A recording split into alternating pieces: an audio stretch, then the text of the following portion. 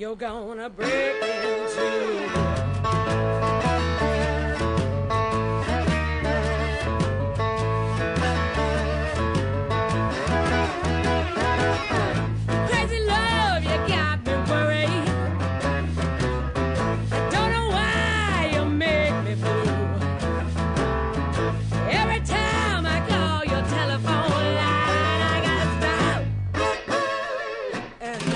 On you.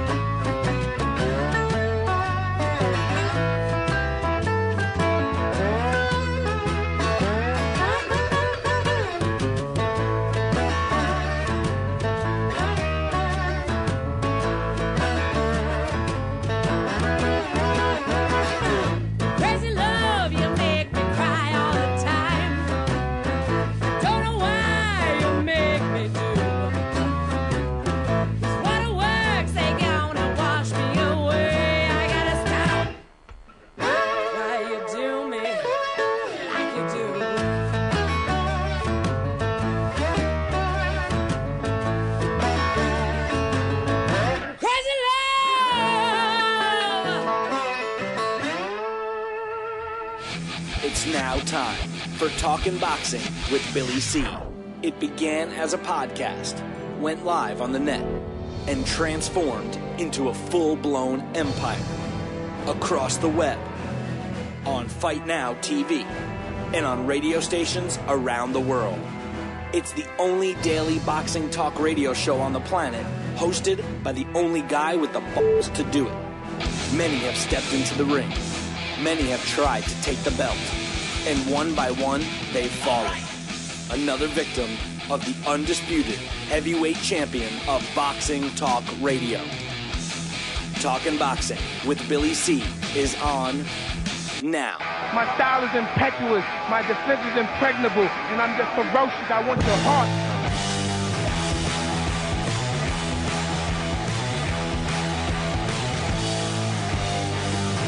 Hey, we're coming to you live from the Billy C. Studio in Lake George, New York. I'm Bill Calogero. It's time for Talking Boxing with Billy C. Good morning, good day, good evening. Whenever you listen, I hope you're doing all right. We got a busy show scheduled for today.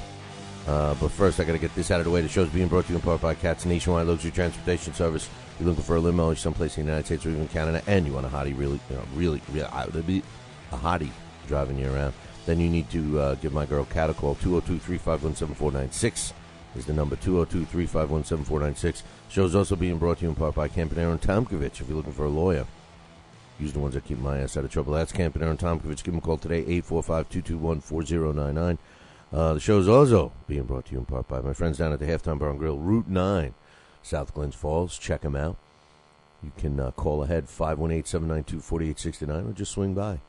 Only if you like great people, fantastic food, beer, drink specials. I was going to say beer specials, but it's drink specials all the time. And live entertainment on Friday and Saturday nights. Halftime Bar and Grill, 518-792-4869.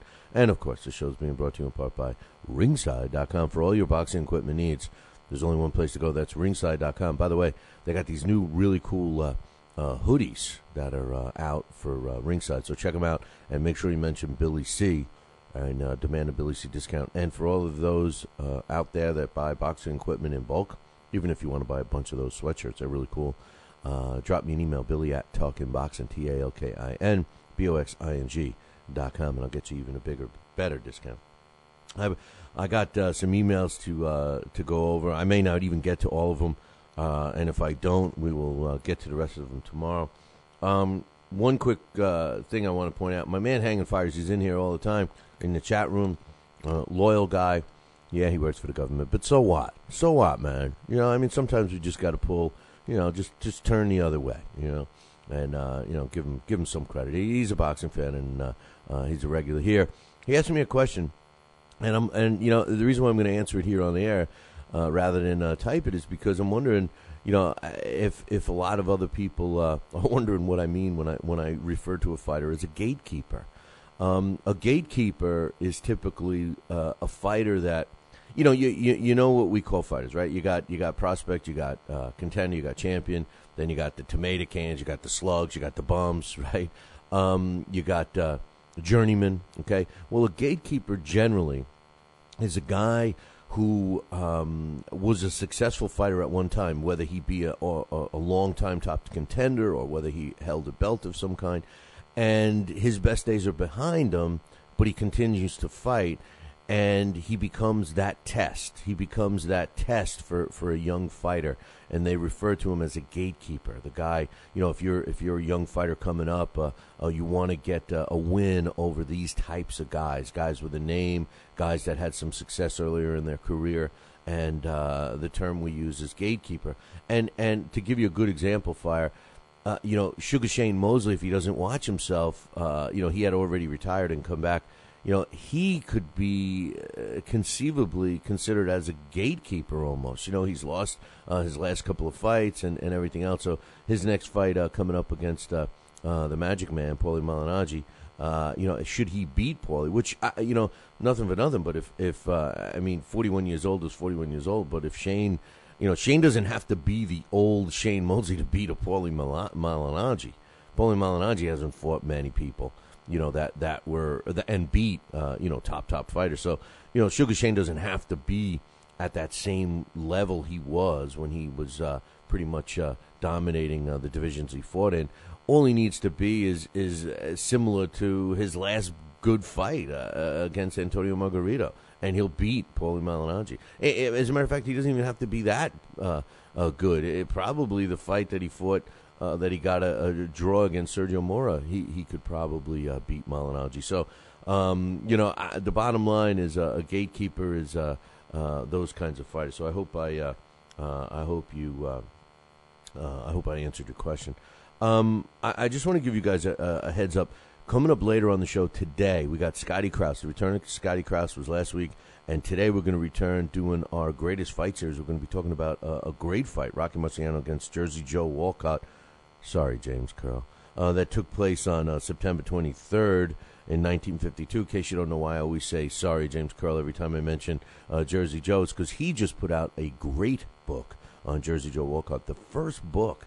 Could you imagine the first book on Jersey Joe? And it was written by James Curl. And James not only is a regular listener to the show, but he's part of our family because James Curl covers fights for us and everything else. Great book. If you need some info on how to get it, just drop me an email, and I'll hook you up. So Scotty and I are going to be talking about that. Then Alex comes on, and we are going to be talking, our blast from the past this week is Ezra Charles.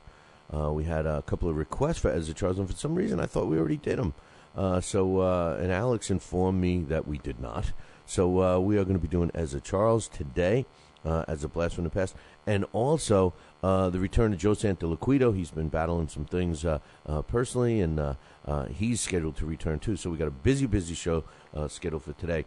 And I want to give you a little heads up. Next week, we're going to have Ian Grumeza on the show. Now, he just wrote a book called The Gentleman Boxer, and it's a story about Joe Grimm and a lot of other fighters in the 20s. Now, Joe Grimm, I didn't get a chance to fully read the book, and I'm hoping I do by next week. But, Joe Grimm, I started trying to find him, and I'm going to have to get my man Henry Haskup on the case. There's 100,000 Joe Grimms if you punch it up in BoxRec. But I don't think any of them is the same Joe Grimm that the book is about. This is a guy that had a professional career. He fought 70, 80, 90 fights. And the only Joe Grimms I come up with are guys that, were basically punching bags, So maybe Henry can hook me up with that. But we'll be talking to Ian next week, so make sure you tune in for that one. All right, let's get started with a couple of emails because I got so many of them today, and there's also some news we got to talk about. Before I even get started, I want to make sure we send out our thoughts, prayers, and condolences to the friends and family of the former world champion, bantamweight world champion, Jesus Castillo, who passed away yesterday. afternoon in Mexico City. He was 68 years old. Apparently, he died of a heart attack. He had a career record of 47 wins, 18 losses, 2 draws, 22 of his wins coming by knockout. He fought in an era that was in the 70s and fought a lot of big-time fighters like Ruben Olivares and along those lines. So a former world bantamweight champion, Jesus Castillo, they call him Chucho or Chocho or Chacho or Chachi. Jesus Castillo has passed away, so our thoughts, and I apologize, for not even being able to pronounce his nickname, but our thoughts and prayers go out to, and I believe it's Chucho Castillo, who passed away. So, I hate when I have to, do something like that, and then, try and get all cheery and start talking about something else. But let's talk about an email. This one's from Brian Todaro, and Brian's been a long-time listener. As a matter of fact, I think when we went to the premium podcast model, I think Brian Todaro was one of the first groups of guys that got involved with the premium podcast. He's been involved ever since. So, right off the bat, I got to give a shout-out to Brian. Believe me, I know who you are, and I appreciate your loyalty to this show, and it goes a long way with me. Trust me. He says, "Hey Billy, I just wanted to say that I was looking at my bank maybe I spoke too soon. Maybe he's like, I told you, damn it, I don't want any part of your damn show." He says, "I just wanted to say that I was looking at my bank statement the other day, and I noticed my $15 annual renewal fee for your show. As I looked at the price along with my other purchases, it was clear to me that there's nothing that I spend money on that's a better value than your show." All right, Brian, I appreciate that. 2 hours of boxing content every day is an unbelievable bargain. This is like a great commercial for us, right? He says it's an unbelievable bargain for $15. I wish HBO and Showtime delivered the same value for the amount I spend yearly on those subscriptions. I would also like to add that I'm thrilled Scotty is back, and I'm looking forward to hearing his thoughts again on all the upcoming weekly fight cards. And he adds one other note, and even though I agree with Alex P., even though I agree with Alex P. that your politics are a little off, you can count on my renewal as long as you have a show. Thanks. Hey, Brian, thank you very much for the email. And what's wrong with my political views, man? Come on, man. I think you might have Alex all wrong. Don't think that Alex is, Alex is he's in a political category all of his own, I think. So hey, if you want to talk politics, I'll clearly hook you up with Alex because just ask Alex. Ask him if he ever wants to travel to Florida with me again by car and talk politics for 22 hours. But anyway, thank you very much, Brian. Great email from you. One other one I'm going to add real quick is Nestor Orozco. Now, this was a comment that he made. Another listener said that he felt, and we read this email last week, I believe. Another listener said that he felt that Manny Pacquiao in his prime would have beaten a Julio Cesar Chavez Sr. in his prime. And Nestor Orozco says, impossible. He says Manny Pacquiao was defeated by Eric Morales during his prime. Chavez defeated, and he says, take a note, Roger Mayweather. Edwin Rosario, he says Chapo, but that was Edwin's nickname, who was the Pacquiao from that time. I don't know if you could compare. I don't know if I agree with you there, Nestor. Edwin Rosario was a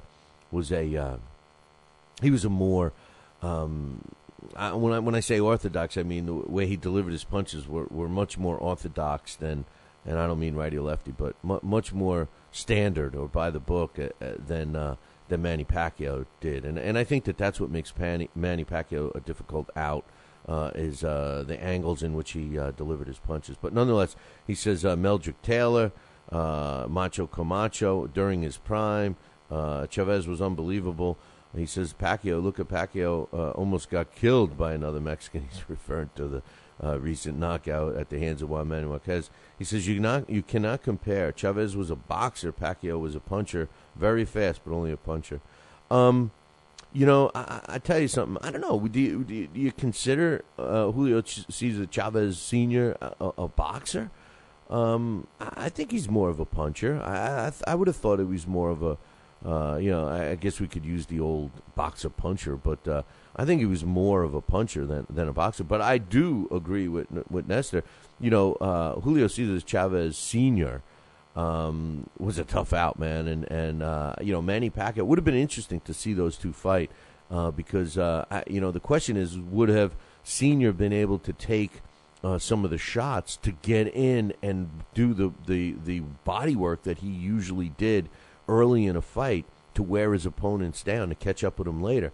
And if he was able to do that, or at least able to corral Manny Pacquiao, let's face it, if Manny Pacquiao can be corralled, if you could stop his movement and get him in a position where he's not able to throw these punches from funky angles, then you could wear him down. So if those two guys fought each in their prime, I think I'd have to lean towards Chavez. But hey, you never know. It depends which Pacquiao, right? Hey, we'll be right back. If you're in upstate New York and you need a trucking company, then you need Roselli Enterprises. Roselli Enterprises is trucking at its finest. They have it all. Dump trucks, dump trailers, walk-in floors, flatbeds, flow boys, tankers, loaders, and a full line of roll-off containers for any job, big or small. Roselli Enterprises is also the source for all your sand, gravel, and topsoil needs. Visit them on the web at RoselliTrucking.com or call 315-433-5115. That's 315-433-5115 and tell them Billy C sent you. Are you ready, America? Then let's get it on with Fight Now TV. It's time, fight fans. Your channel has arrived. All the fights, all the names, all the action. From world-class boxing events to mixed martial arts showdowns and other combat sports matchups, Fight Now TV delivers the hits and more. Call your television provider and tell them you want to get it on with Fight Now TV. For more details, go to fightnow.com.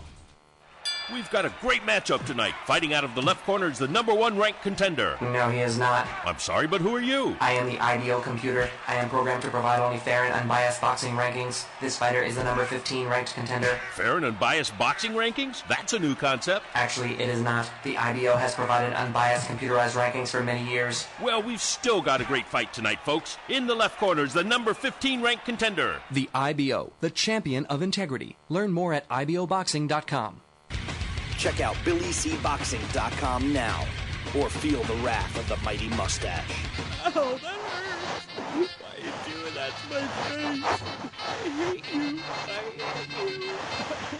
That's BillyCBoxing.com. Consider this your warning. As a young boy, all Billy C dreamed about was one day having his own catchphrase. And we're back. And we're back. One boy, one dream, one day. Everyone will say. And we're back. And we're back. And we're back. And we're back. And we're back. And we're back. Catchphrase coming soon to a theater near you.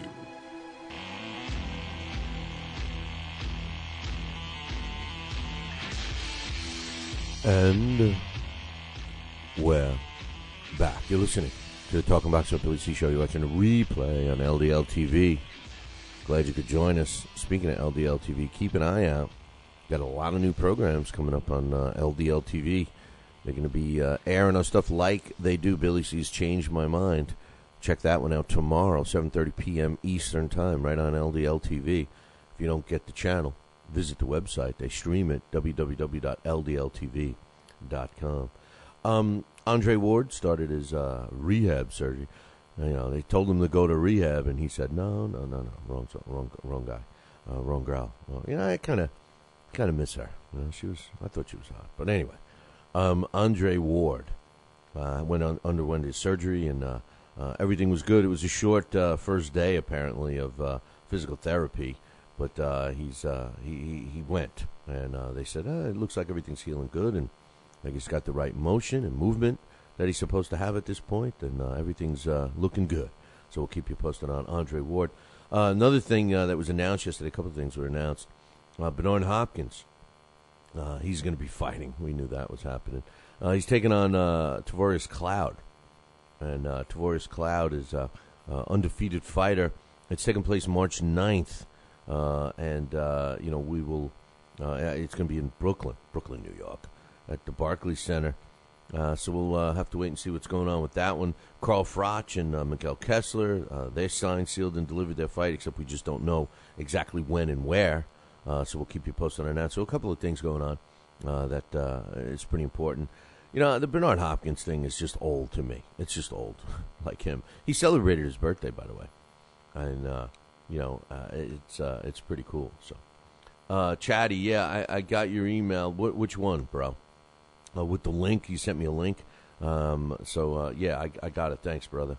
So anyway, Biggerback says Rosado and Triple G fought about the same level of opposition. He says, my prediction is that Rosado will shock a lot of people and will be very competitive, especially early on. He might not win this fight, but his stock is going to rise regardless, and Triple G's stock will fall, even with a win. He and his trainer are approaching this fight as nothing more than a tune-up and will show up underprepared. Even with a W, the Triple G hype train will slow down because Rosado will have a lot of success, win or lose. Biggerback, I know you and I disagree on Bernard Hopkins and probably some other things, but I fully agree with you on this. I think that Gabe Rosado is definitely being looked upon. He's being underestimated. He's a good fighter. I mean, yes, he's not defensive minded. He is going to fight his normal fight. I don't think any of that's going to change. Despite all of a sudden this fear of Triple G, but I agree with Biggerback. I think this is going to be a competitive fight. And if Triple G doesn't watch out, this could be an upset, a huge upset. Rosado, he's got some losses. See, this is where the people don't realize what losses mean. For the people that believe that there's only value and synonymous with quality equals no losses, for those people that believe that are wrong, man.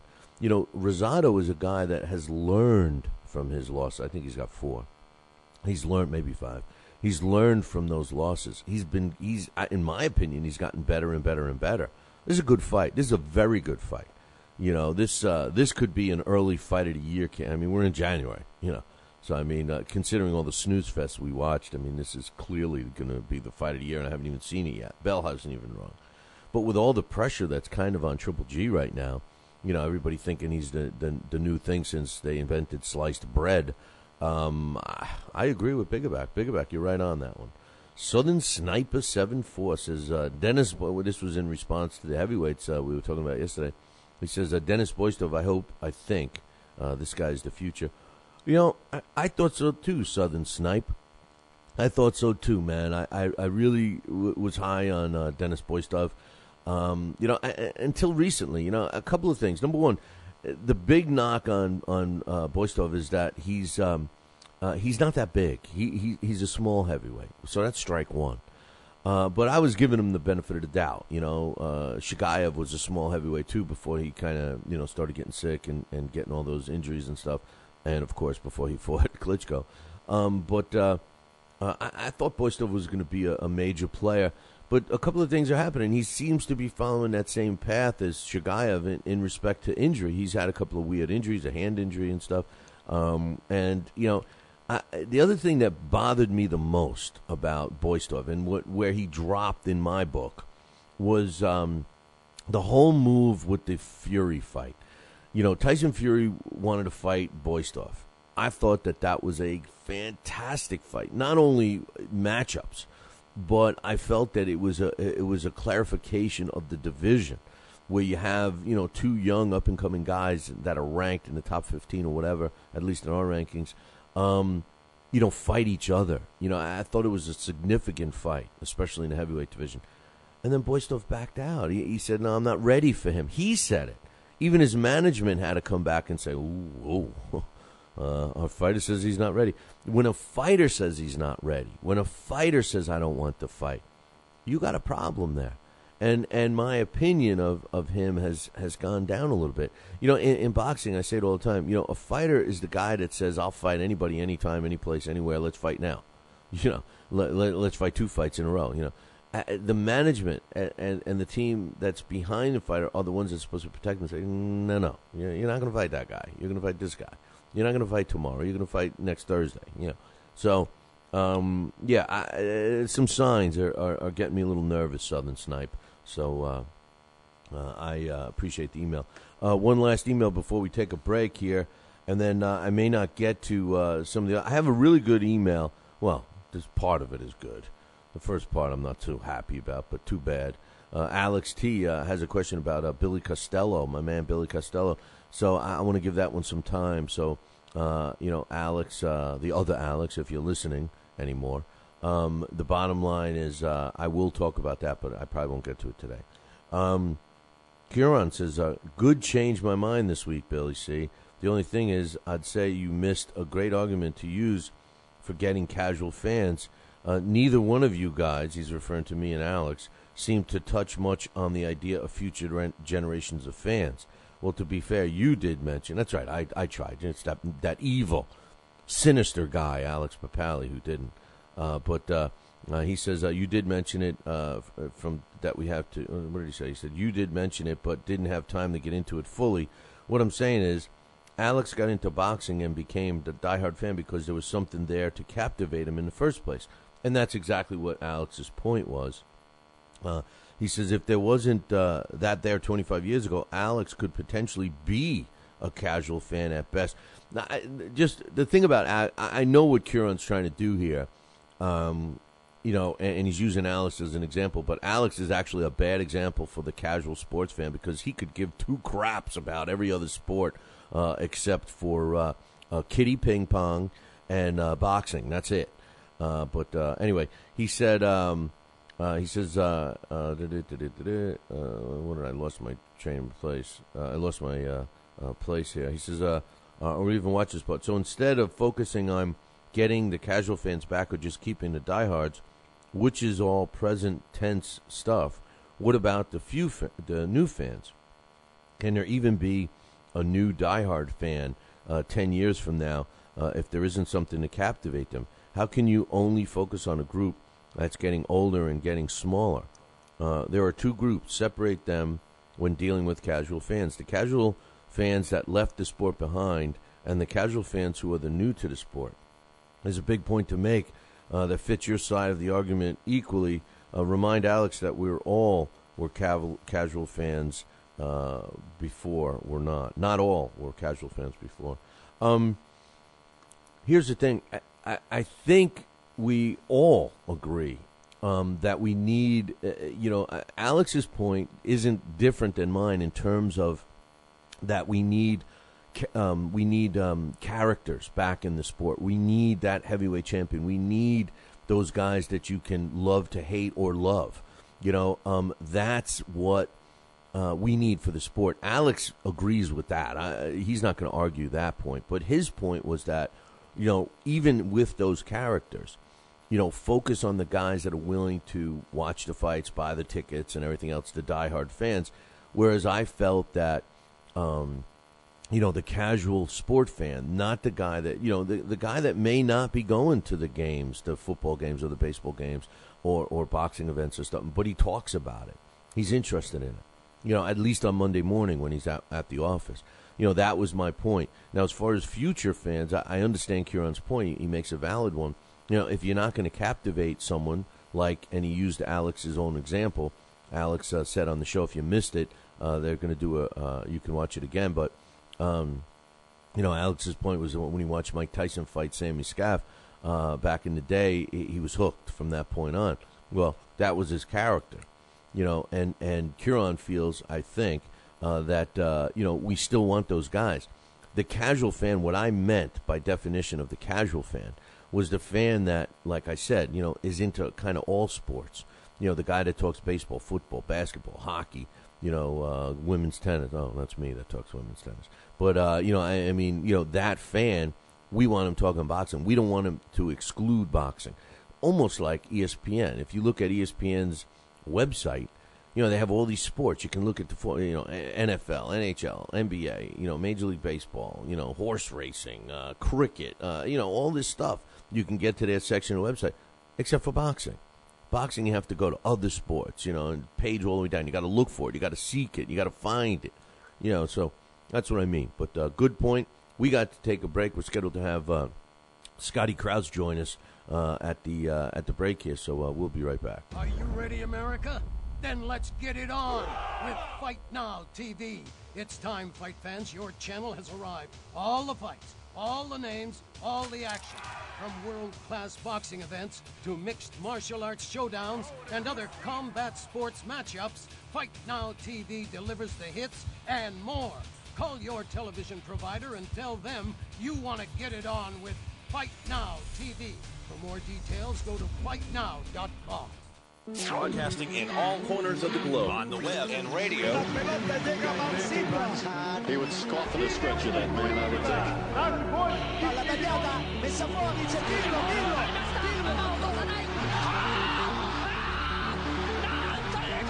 You're listening to Talkin' Boxing with Billy C. From upstate New York in the good old US of A. Boxing is here to stay because we are here to stay. The best 2 hours of boxing talk on the airwaves. Hey, fight fans, check out KOFantasyBoxing.com. KO Fantasy Boxing is boxing's only trademarked fantasy game. Check it out, www.KOFantasyBoxing.com. Select your own gym, your own fighters, track them through a season that can last from 3 months to a year, depending upon which league you join. You got to check this out, man, www.KOFantasyBoxing.com. Join it today. Again, www.KOFantasyBoxing.com. And tell them Billy C sent ya. Now back to Talkin' Boxing with Billy C, the only radio host man enough to take a punch from Mike Tyson. Wait a minute, man. Hold on there. Jeremy, man, I need you to take this one, all right? Wait, what? No way. I can't do this. Need I remind you I'm Billy C, damn it? Now put on that mustache and get in there. Hey, look at me. I'm Billy C. Crap.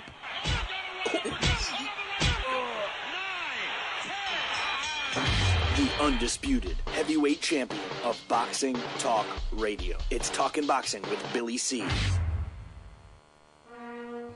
Test 1 2. Test 1 2. My fellow Americans, good evening. Welcome back to Talkin' Boxing with Billy C. It's great to be here discussing the sweet science with everybody. I love boxing. I love talking boxing. It's what I do. Bill. Wait, what? Bill. Why are you interrupting me?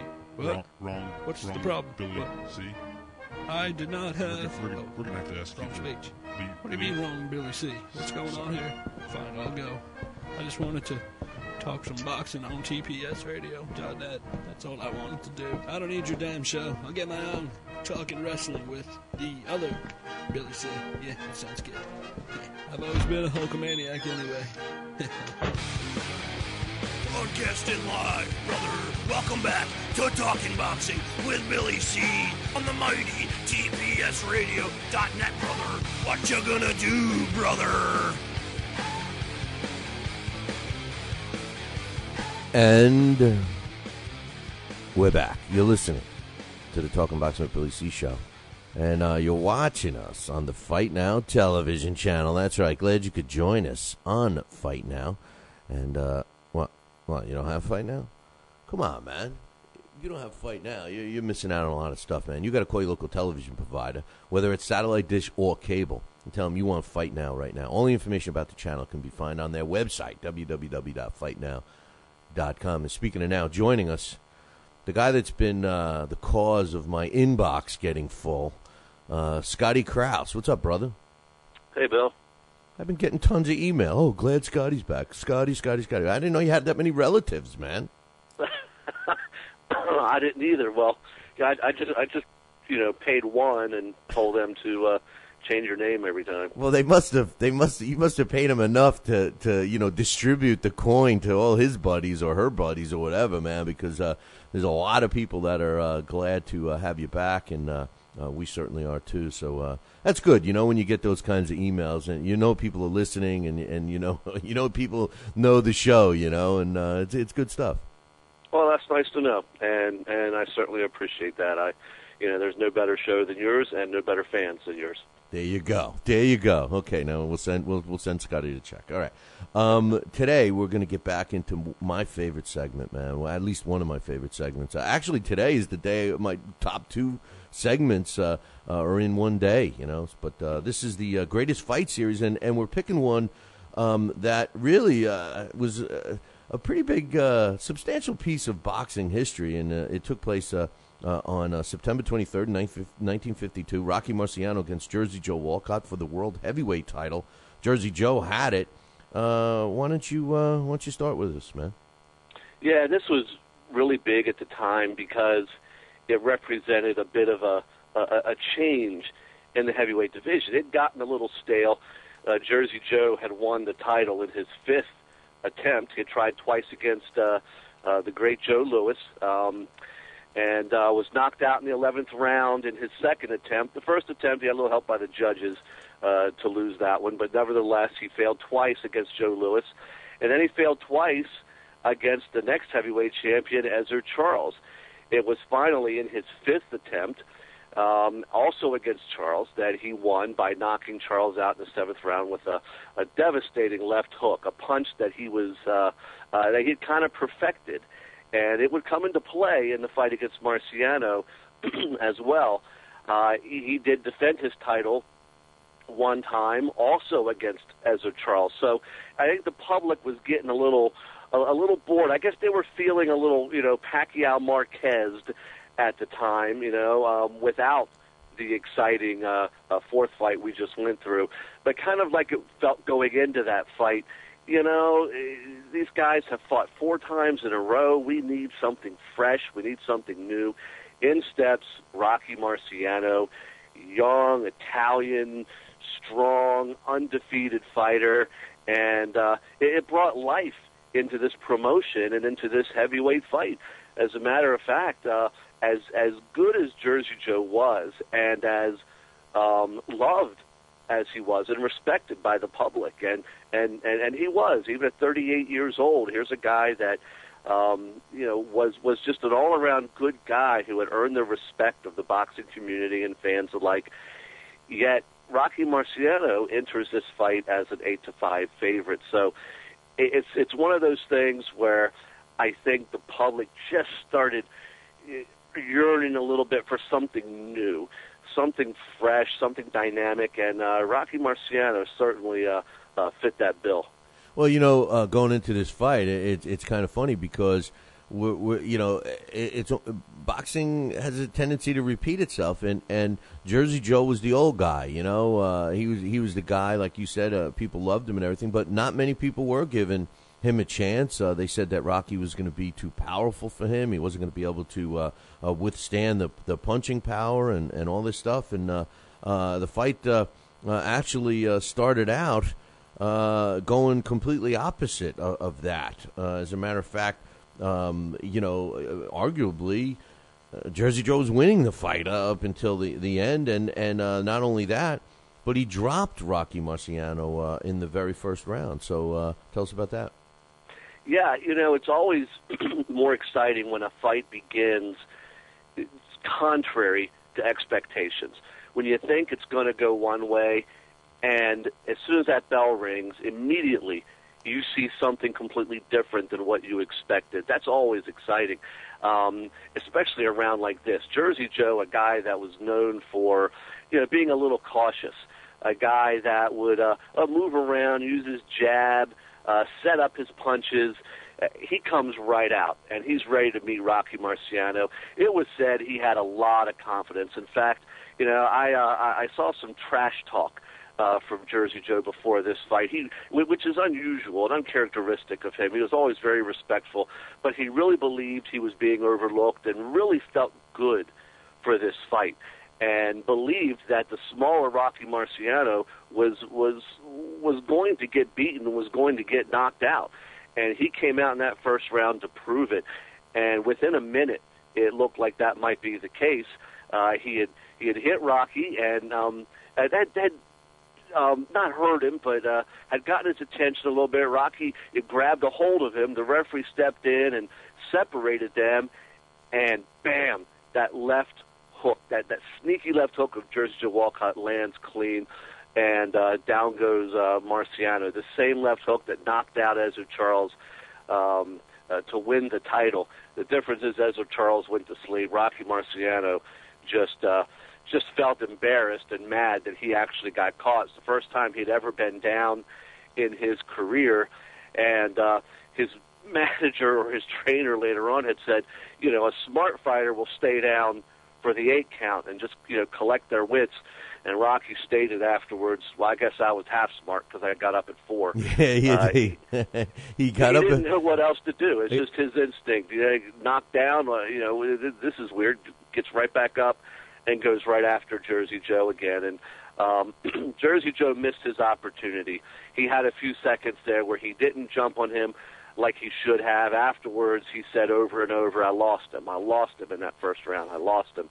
It's fun. I just want to interrupt you real quick. It's funny because Rocky said that he wasn't hurt, that he was more mad at himself, like you mentioned.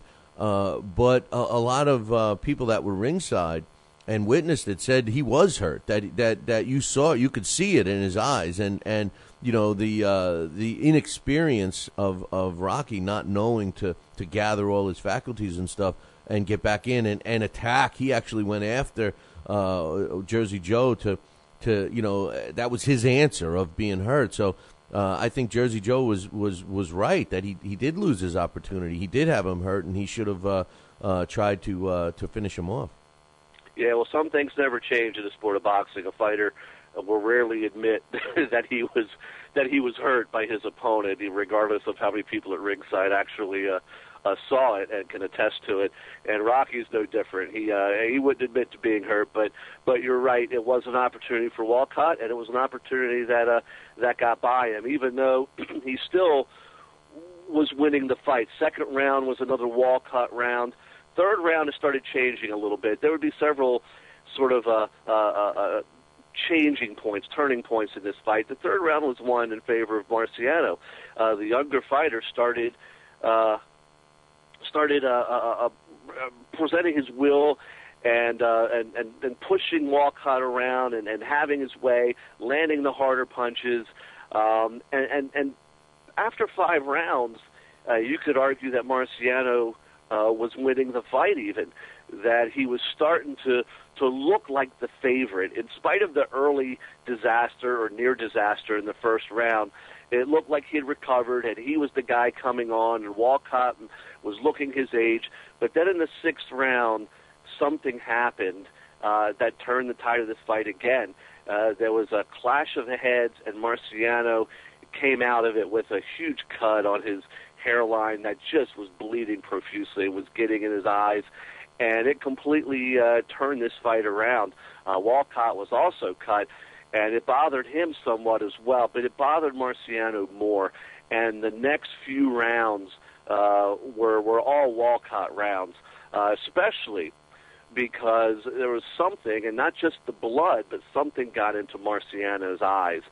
And a lot of people say they still don't know what it was. His corner thought there was foul play from Walcott, that there was some kind of liniment he'd put in his body, that he might have on his gloves. Dr. Ferdy Pacheco insists that he knows what it was, that it was the ointment, the medicine that was put in Rocky Marciano's eye, and when they squeezed the sponge above his head, it would drip down into his eye and it would burn. Whether that was it or something else, who knows, but Rocky had a hard time seeing. And it was very reminiscent of what we saw a little later on, years later, when Muhammad Ali fought Sonny Liston, and he too got something in his eye that burned. And quite to the contrary, however, in Ali's case, Dundee told him, just stay away from the guy, just move until his eyes could clear, and that's what Ali had to do to survive that situation. Just move, just don't let Liston near you.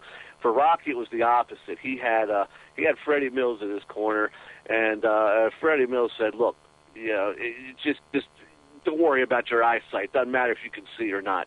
Get out there, feel for the guy with your gloves, and when you feel him, just start pounding on him."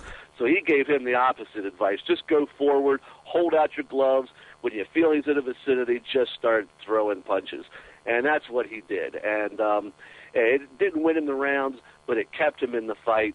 And when you come to round 10, now Walcott is winning the fight. He's in control. Marciano's pretty busted up. 10th round ends up being just a great round, maybe the best, most competitive round of the fight, which saw another turning point. Marciano now just seemed to have given everything he had. Walcott, the old guy at 38, had fresh legs, seemed to have gotten a second wind, and the 11th and 12th rounds were all Jersey Joe Walcott, and it was looking like Marciano was on his way to his first defeat at that point. He was behind on all the judges' scorecards, and he knew going into that 13th round, Bill, that he had to knock him out to win the fight. Yeah, and at the end of the 7th, and people always talk about Rocky's cut, but Jersey Joe Walcott's cut was on the eyelid, so it was also a tough cut to deal with for both his corner and himself, of course.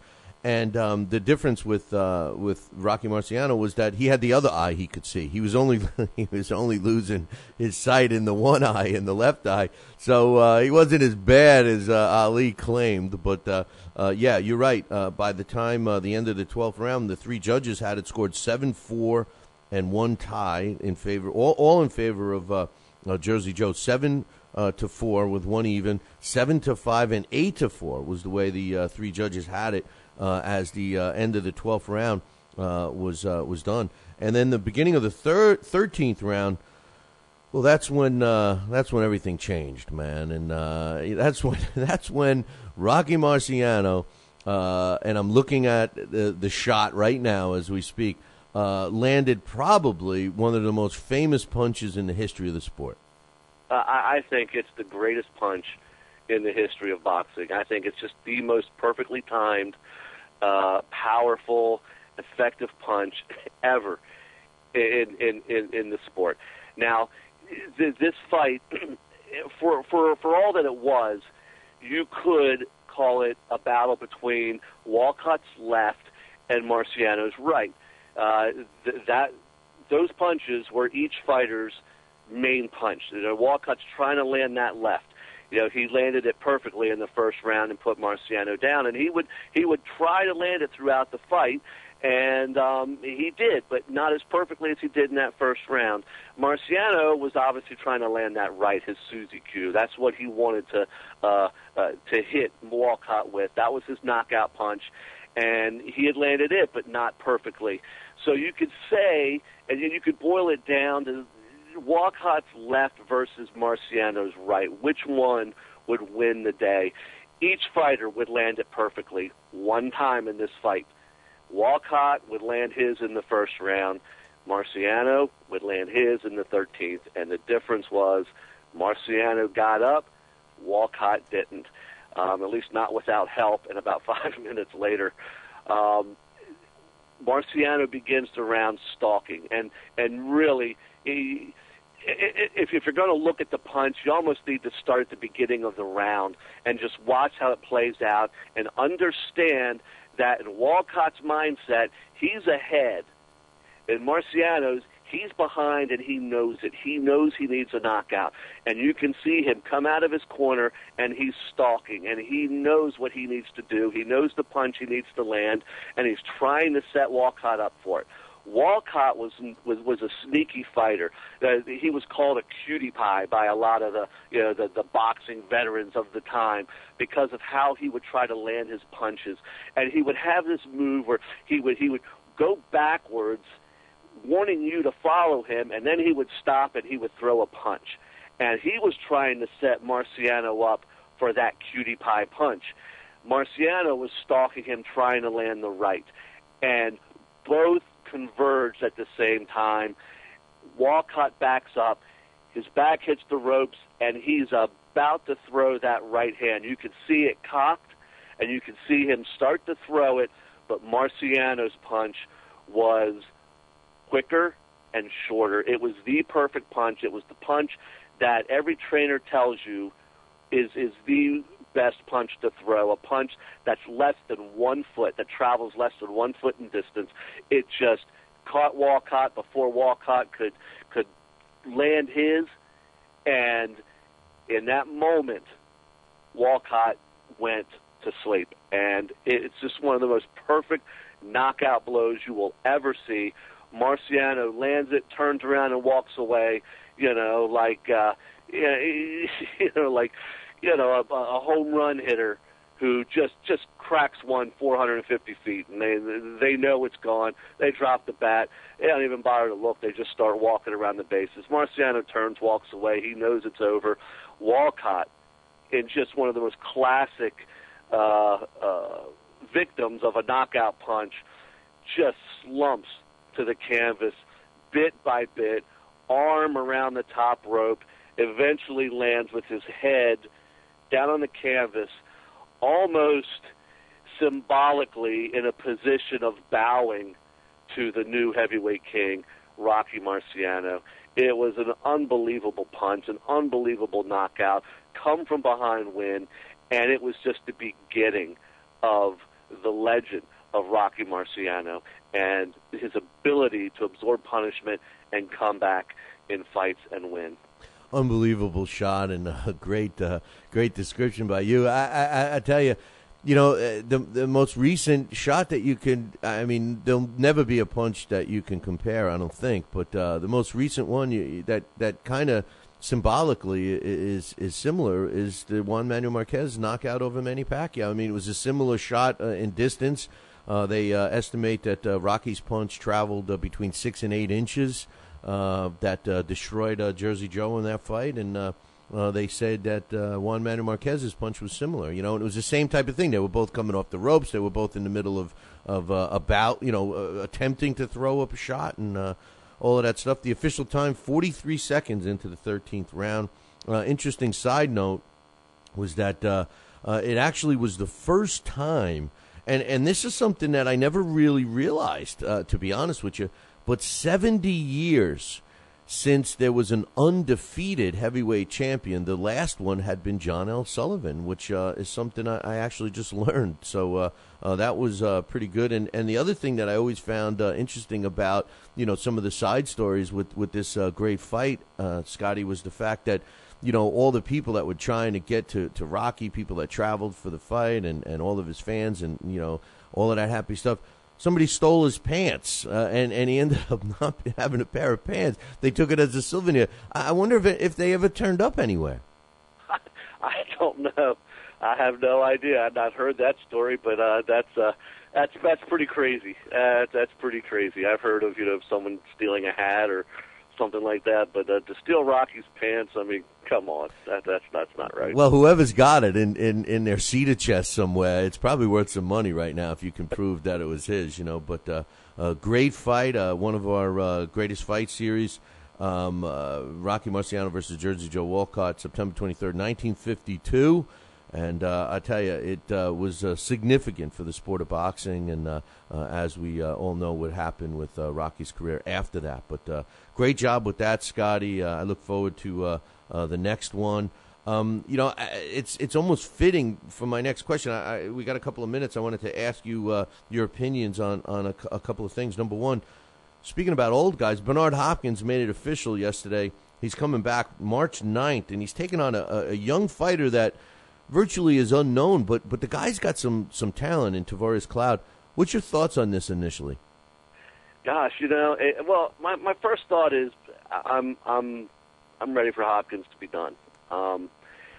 He just, it's at the point where I don't want to see him ruin what he's accomplished, and like so many older fighters, they tend to do that. I mean, look at Roy Jones. How many people remember Roy Jones in his prime, how he schooled fighters so easily and effortlessly. It's almost like we can't even remember that Roy Jones anymore. I don't want to be the same thing with Bernard Hopkins. I mean, he was kind of exciting in his fights with Dawson. He wasn't the boring Hopkins, but I just, to me, I'm almost just done with seeing this guy. I want him to go away. I want him to retire. I want him to enjoy, retirement and do other things. But if he's going to fight, looking at this fight, it's a winnable fight for Hopkins. I mean, Tavoris Cloud is young, he's strong, he's got all these good things potentially, but he's also kind of wild. He also can be a little careless. He's almost the kind of fighter that Hopkins, a few years ago at least, would school in the ring.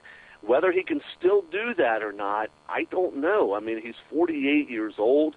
I'm not sure if he's capable of doing the same things he did. It's kind of funny to say this, but in his early 40s, we'll have to see. I mean, but Cloud is he's a guy that, let's put it this way, I had a lot of hopes when he first won the title. I thought this guy is a tremendous fighter. He's got a lot of power. He's got a lot of energy. But since then, I think he's regressed a little bit. I thought he lost I think the Campillo fight. So that was a bad decision. And, Hopkins has the ability, if he still has anything left, to frustrate Cloud the way Campillo did. So it's interesting. I'm not sure how great a fight it'll be, but, I want to see the young guys go at it. And my preference would be Bernard just step away and retire. Me too. I thought he should have stepped away and retired after the Kelly Pavlik fight. I'd love to see him enjoy a slice of cheesecake at the press conference yesterday. They wheeled out a big cheesecake for him for his birthday. Who he just turned 48, and he sliced a piece of cheesecake and he went over and handed it to Cloud, to show that he doesn't do that. I mean, what else does he have to gain? I mean, obviously there's some money, but everyone knows Bernard Hopkins has been thrifty. He's been good with his money. He's not hurting. He's not poor.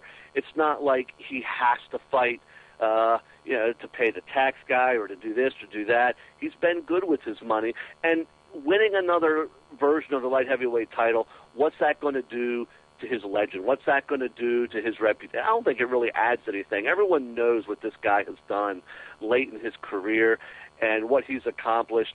I don't know that it does anything else. To me, it's just only negatives really can come out of it. And I just wish that these guys, it's a vain wish. Might as well wish for a sunny day every day.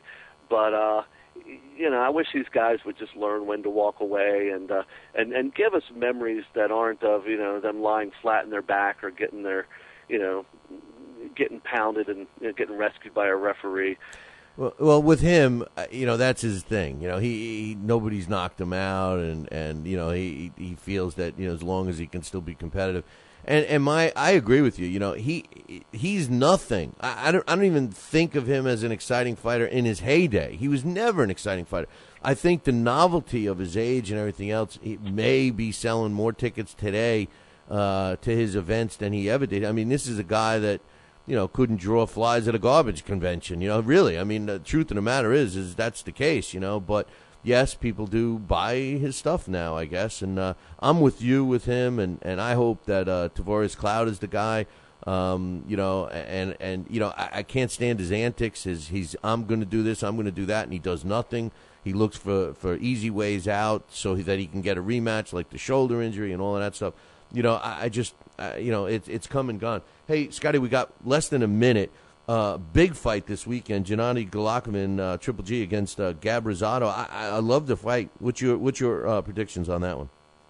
I think this is a great card. You got 3 fights. I think the Salido Miguel Garcia fight is going to be a very, very good fight. I love Garcia. This guy is a future champ, and I think he wins the title this Saturday night. And Roman Martinez and Juan Carlos Burgos, it could be the fight of the night. that has a great fight written all over it. These guys both come to fight. They both take punches. That's a great fight. Golovkin-Rosado, to me, is the weak link in that. To me, Rosado doesn't belong in a ring with Golovkin. I think Golovkin's going to destroy him. Wow. I think it's going to be a mismatch. Well, you mark my words. He's not going to destroy him.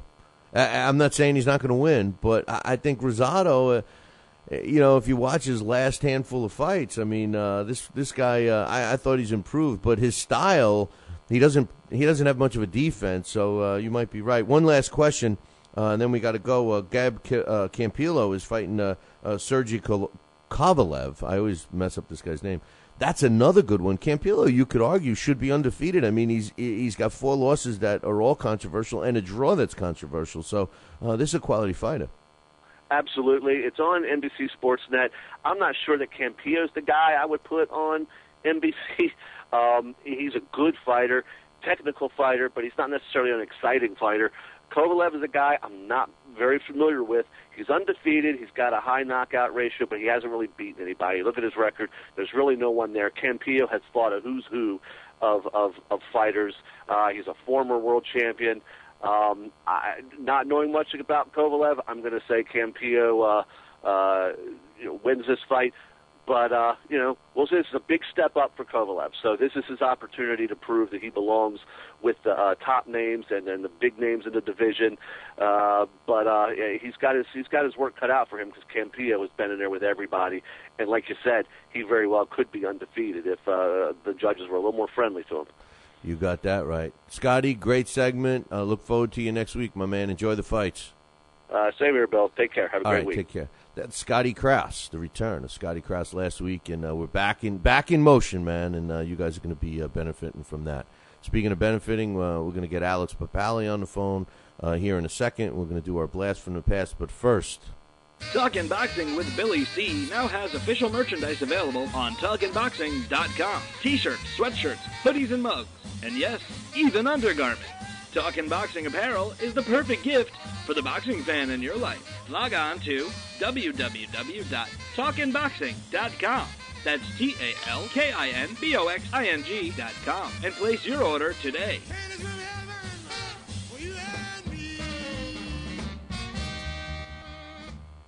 Join us here for 2 hours as Billy and the gang do what they do best. Every time I start talking about boxing, a white man got to pull Rocky Marciano out their ass. Rocky Marciano was good, but compared to Joe Louis, Rocky Marciano ain't. Hit Joe Louis's ass. Joe Louis was 75 years old when he fought. Huh? What? We're supposed to be talking boxing. It's Talking Boxing with Billy C. As Billy C. sits here in the multi-million-dollar Talkin' Boxing Studios, sipping a fine wine before you're even out of bed, you should be thinking, damn, I wish I had a mustache like his. It's the Talkin' Boxing with Billy C. show. He's Billy C., and you're not. Sucks to be you. Now let's dig into our archives and hear a rare interview when Billy C. first became the champion of boxing talk radio. Hello, Billy C. As the new champ, can we ask you a few questions? Why, certainly. Okay, your fans would like to know how you and your corner have successfully walloped the competition. We're not ordinary people. We're morons. Anything else? I'm a victim of circumstance. Did your success finally come when you made the show 5 days a week for 2 hours? What do you think? I'm trying to think, but nothing happens. Now, please tell the listeners what you've learned from making it this far. Certainly. If at first you don't succeed, keep on sucking till you do succeed. Great words of wisdom, Billy C. Keep up the great work as the undisputed People's Champion with your show, Talkin' Boxing with Billy C. Any last words to anyone who's listening? This is your fault, you bonehead.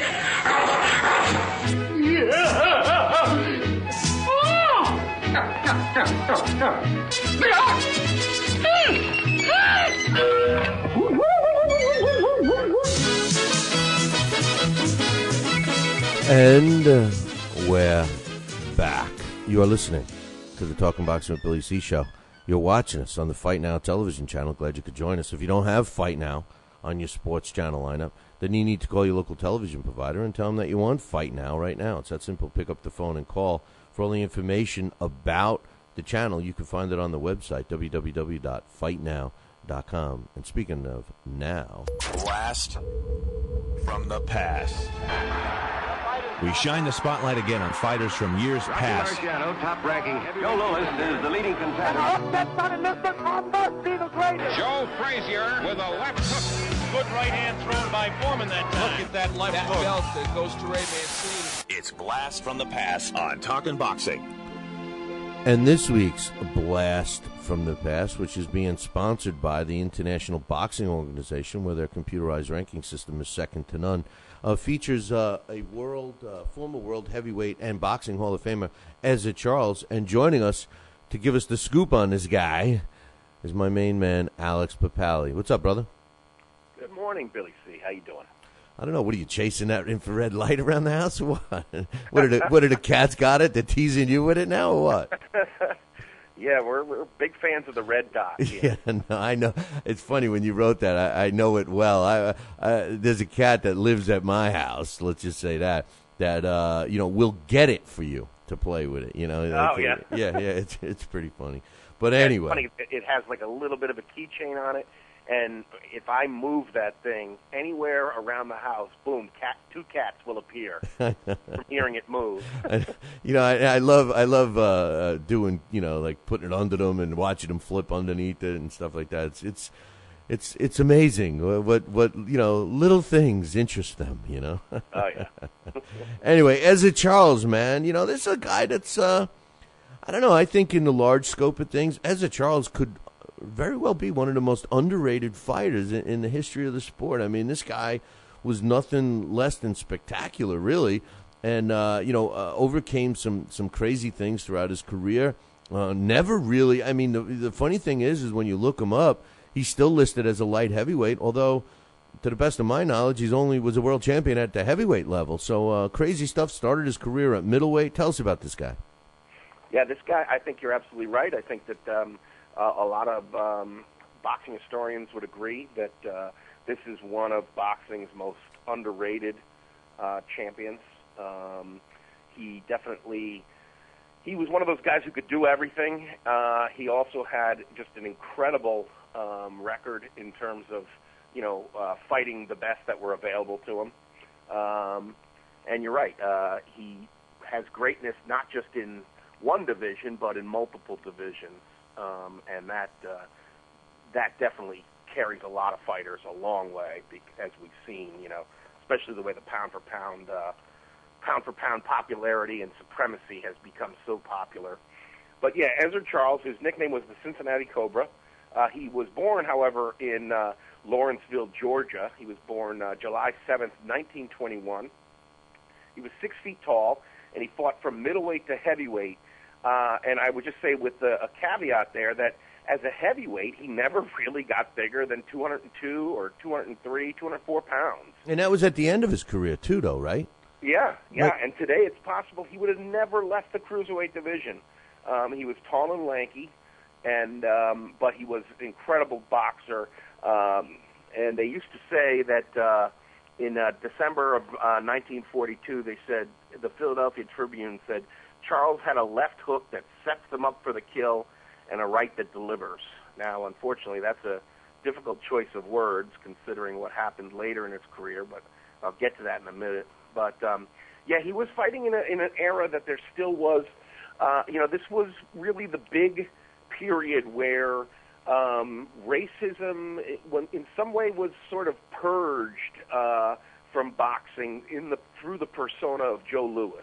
Because he was such a major star, a lot of people started accepting African Americans in this country. I know that in my own family, my great-grandfather, who could barely speak English, absolutely adored Joe Louis. And I think, as you said, part of Ezra Charles's unfortunate circumstance, and maybe why people don't look at him as great as he should be looked at, is because he came so close after Joe Louis. And because Louis was so beloved, he sort of came in, and just like for Larry Holmes, when you follow a guy that was such a larger-than-life star, it's difficult to fill those shoes.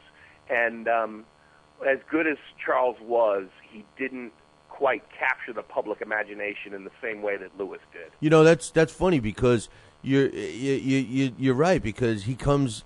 Think about it, and what I'm saying you're right about is about the Larry Holmes connection, because think about this. You know, he comes after Joe Louis, and then the guy after him is Rocky Marciano. In Larry Holmes' case, he comes after Muhammad Ali. The guy after him is Mike Tyson. You know, so I mean, great point. And you mentioned about fighting quality fighters. Early in his career, before he won a title or anything, I mean, he was fighting some of the best in the business. Teddy Yaretz from out of Pennsylvania, Anton Christofortis. He was a former world champion at one point. Kenny Overland was a great fighter. Charlie Burley, everybody hears me talk about him. You know, when you mention Charlie Burley and Joey Maxim and Oakland Billy Smith, you know, all those guys, you know. He fought multiple times, you know. I mean, it wasn't, you know, Lord Marshall and all those murderers, the Black Murderers Row, you know, and another guy, Archie Moore, but another guy that impressed the hell out of me that he fought and beat, and he also lost to, was Elmer Ray. Elmer Ray was a killer as a heavyweight, you know. I mean, this guy was an extremely talented fighter, and Ezra Charles beat all these guys, and what was a knockout punch until that fight in February of 1948. Tell us about that. Yeah, against a guy named Sam Baruti, and that was who was only 20 years old, and they fought at light heavyweight. Hey, wait, let me interrupt you, Alex. He was only 20 years old, but he had 41 wins, 10 losses, and 2 draws. I mean, when did he start? When he was 5? Yeah, and see, that was another thing that I did see is even though he was listed at 20, there was some sanctions against his manager for falsifying his age. So he was probably a lot older. And you're right, he had an enormous record, and as we know now, that usually, you know, when you hear a guy dies in the ring, you know, I mean, it could be that it just was that fight that caused the death, but more often than not, it's more an accumulation of head trauma. And with this guy, you know, like you said, he had almost 50 fights. He had about 46 fights under his belt, and Ezra Charles had, you know, dealt out severe punishment in the fight. And this I'm reading from an article here from February 21st. Shortly after the 10th round started, Charles drew Baruti into position for the knockout. He shot effective blows to the body before crossing a left to the chin, which knocked Baruti sprawling on his back 47 seconds after the round opened. He was carried unconscious from the ring on a stretcher, and an inhalator squad from a nearby fire department was summoned. He died 6 hours later. He never regained consciousness. And they say that Charles, after that, was never the same. He became, rather than this really aggressive, you know, finishing a fighter who, if he hurt you, he finished you. He became more of a careful boxer, and would beat you in portions. Like he'd take some time where he'd back off, look at his work, and then continue. He wasn't the murderous puncher. Well, I'm sorry to use that word, but the brutal puncher that he was in his younger career, and it shows you how one of those fights can really change everything. Yeah, no, there's no question about that, and he admitted that it changed his outlook on boxing. He said he wanted to become more of a boxer and beat opponents by points. He said he never looked for a knockout again after that fight. Because he was, he was a search and destroy mentality going into that fight. And ironically enough, the guy he fights after that is Elmer Ray again, another fight against Elmer Ray, who at the time was dangerous puncher, and he ends up knocking him out because Elmer Ray, his style was to kill or be killed as well. You know, pun intended. But I'm just saying. I thought it was interesting that he fought Charlie Burley because. Number of times, were guys that for a while they were avoided, and he beat Burley twice. Burley was Charles was only 18 when they fought, and at the time Burley was looked at as someone who he would give Sugar Ray Robinson a damn good fight if Ray Robinson was willing to fight him. But he was moving up from welterweight and fought Ezra Charles, and Charles beat him in back-to-back fights. Yeah, well, he fought all those guys. He fought Lord Marshall and Archie Moore, and I mean, it was just amazing how many times. And you're right that he definitely had the best of Charlie Burley and Joey Maxim. And Joey Maxim, he had his number as well. I was looking at some numbers here, and he was 3-1 with one stoppage win over Jimmy Bivens, 2-0 versus Charlie Burley, 5-0 versus Joey Maxim. I know. 3-0, including one stoppage over Archie Moore, 0-1-1 versus Ken Overland. That was really one of his toughest, his earliest challenge. That was his first loss. And then he was 2-2 over, with Jersey Joe Walcott. Yeah, no, really, it's an amazing record. And like we started off, I mean, this is a guy that has to be one of the top 5 most underrated fighters in the history of the sport. And then the other thing too is you got to look at some of the other names that if you really look at these names like Lee Uma and Rex Lane, these are all names that surfaced again against Rocky Marciano. So I mean, these weren't cupcake fights, man. These were top fighters. He won his title, like you mentioned. The title was vacated. And Jersey Joe Walcott and Ezra Charles fought for that title in 1949 and became the world heavyweight champion. He had a bunch of successful defenses. When he lost his title, Alex, he continued to fight. And the interesting thing, although he has 25 losses on his record, his last 20 professional fights, the one I'm looking at from 1955 through 1959, a 4-year period, he had lost 12, almost half of those fights against up and coming guys. I mean, again, it seemed like this was a guy that didn't know when to say when, or he had no other means of making a living. What did he do after his boxing career? I didn't see too much in terms of what he ended up with, but he died very young. Yeah, 53. He died of ALS, Lou Gehrig's disease, and I do believe there is a link with head trauma for that. So it could be that there wasn't. He might not have, been very healthy after boxing because 53. I mean, he died in 75. I was shocked to see that he was that young. Yeah, no, he definitely died young. I thought he was successful in his post fight career. I know he was a well-decorated amateur, and as far as professionally, he was, the Ring Magazine named him Fighter of the Year twice, in 1949 and 1950. He was in both the World Boxing Hall of Fame and, of course, the International Boxing Hall of Fame in 1990. And actually, I do have a quote here, not to interrupt you, but he lived in Chicago, and in the last 10 years before he died, one of the quotes I have here from him was, "I have no debts, and I also have none of the more than $1 million I made as a fighter." That's kind of unfortunate. He had no debts, but he had none of the money either. So, I made a lot of investments in a restaurant, a bar, a nightclub, and they all went right. Well, good. I'm glad to hear that. I wasn't even up on that. He did also was named most recently in 2002, and again, ironically, the Ring Magazine named Ezra Charles the greatest light heavyweight of all time. The greatest light heavyweight of all time in 2002, a little over 10 years ago. And again, he gets the accolades for being a light heavyweight, but most of his fame was at heavyweight. Yeah, and again, I think that probably says something about the two divisions because, the heavyweight division is the glamour division. And, he was fighting as much as these guys all kind of were suffering because they were not Joe Louis fighting in the post-Joe Louis era. He was, tangling with a guy named Jersey Joe Walcott, with Joe Louis himself, right there in that division. So, and, of course, with Rocky Marciano. And you're right.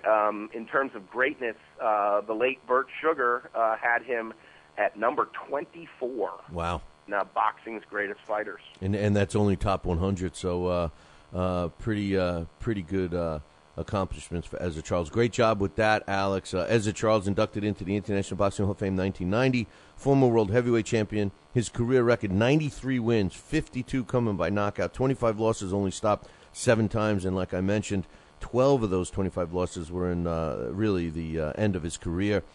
He did have one draw, 960 rounds as a professional with a 44% knockout ratio. Ezra Charles, a great fighter and definitely worthy of our blast from the past. Alex, I wanted to ask you a couple of questions. First and foremost, you know, can you believe – I'm really dying because I don't know what your thoughts are going to be on this. Usually I have a pretty good idea what my man Alex is going to think. By the way, I don't know if you caught the email. I got an email with somebody who... I did. I was just turning it on this morning. I heard that. That was great. Yeah, guy says, "Oh yeah, I agree with Alex's political views." Whoa, hold on. Are you sure? Are you? Yeah, I'm saying to myself, wait a minute. Is he sure? Does it, you know? Because I couldn't even explain what your views are to somebody. I mean, because sometimes you're from one side, sometimes you're another. You're on your own side. But anyway, what the heck was I even saying? Oh, about the announcement that was made yesterday.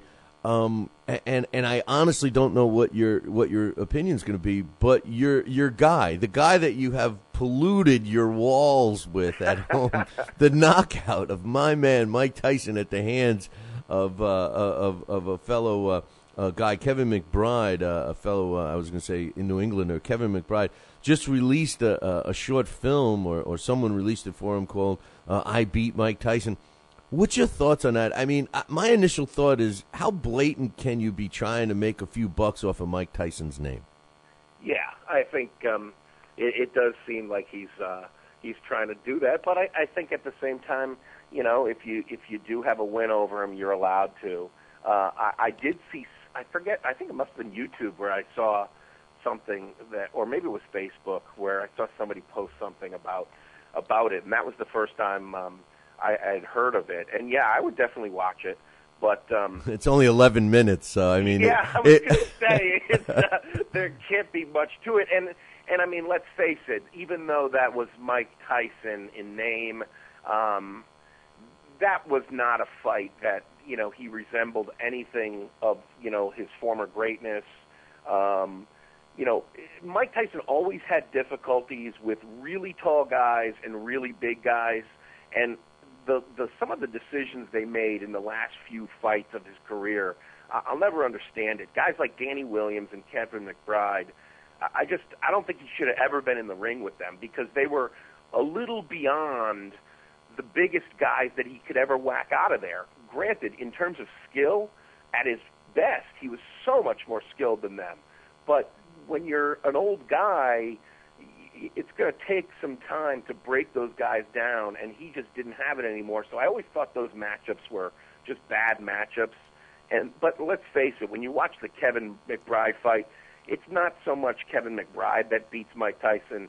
A lot of it is Mike Tyson beating Mike Tyson. Right, there's no doubt. Mike Tyson's fire was long extinguished by the time he lost to both those guys. I mean, come on, And that's why I have that picture really up, is that for me, I mean, because that's where it started for me, my fascination with boxing. And it wasn't even a knockdown. That was more of a slip.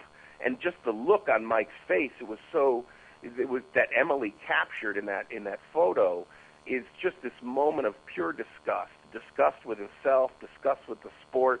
It just, to me, it's a photo that captures the end.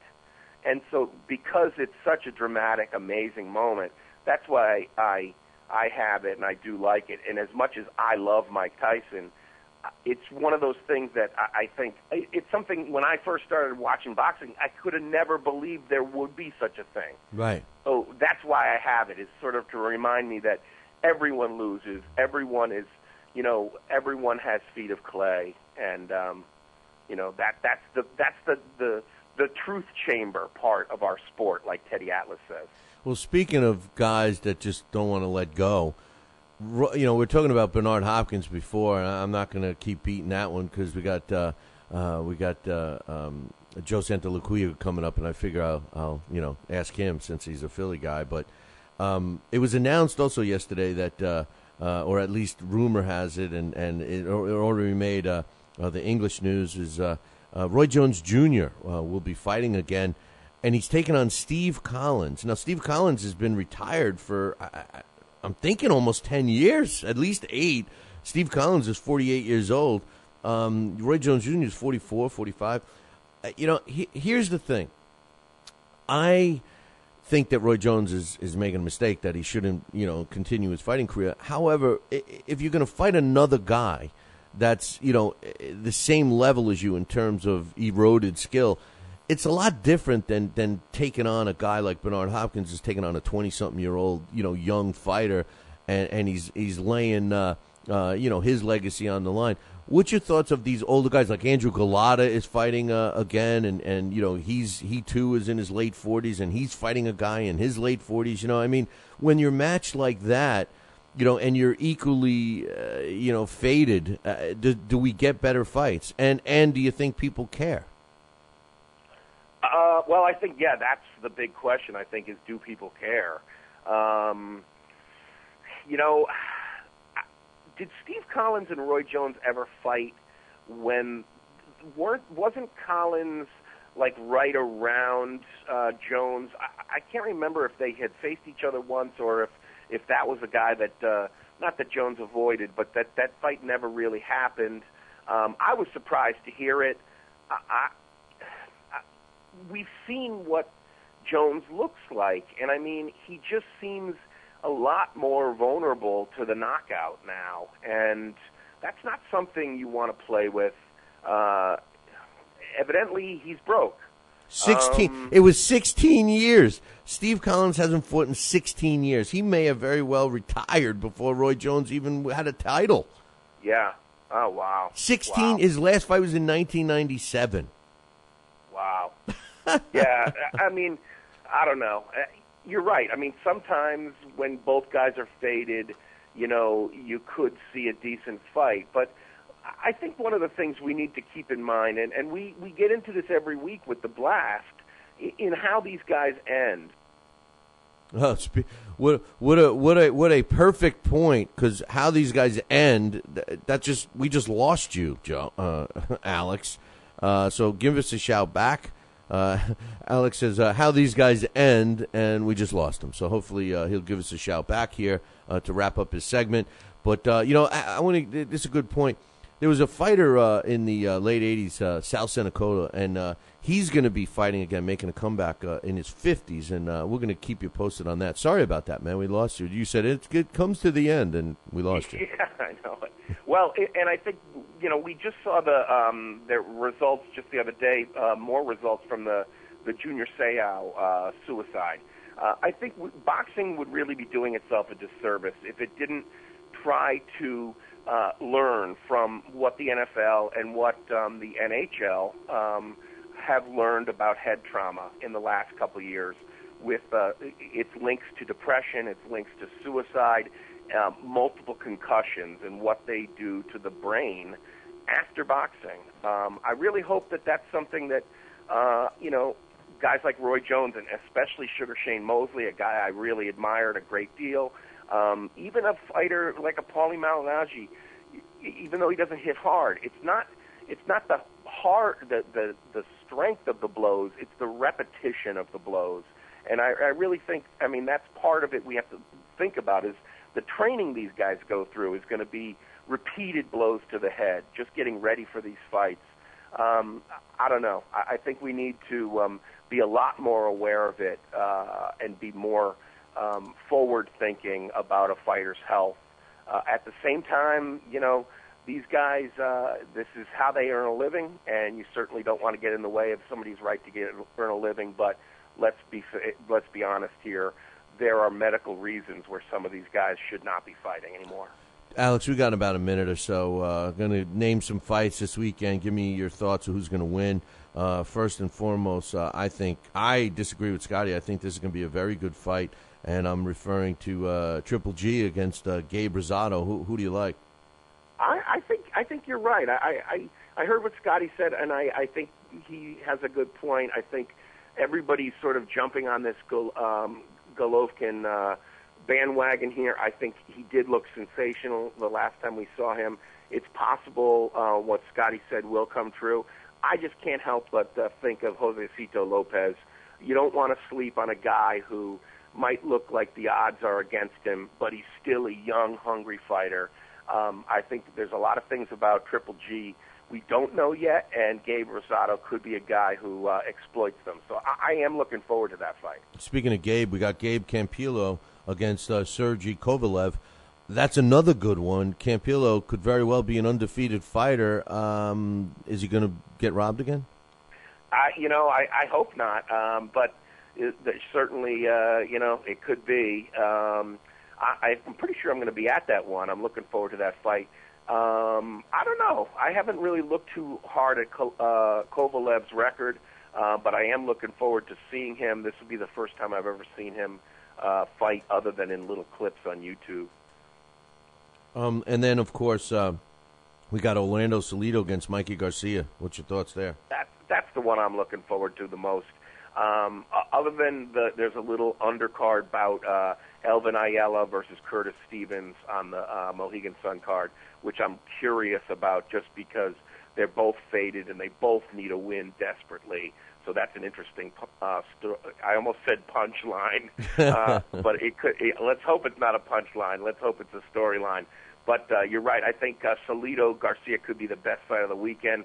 I really like Orlando Salido. I like what Scotty Krause said on it. I just hope he's wrong because I'm rooting for Salido in that fight. Well, Salido, the guy that beat Wanma not once but twice in dramatic fashion, the guy's the real deal. He's one of those blue collar fighters I love. Yes, I agree with you 100%. Oh my God, they must be having a snowball fight in hell or something. I know it. And I think that's why I really hope the best for him is that this would be a nice win to get over a prospect, and maybe he'd get a little more. Because as good as that fight was last year, the victory over Wanma, I thought you could argue that was fight of the year.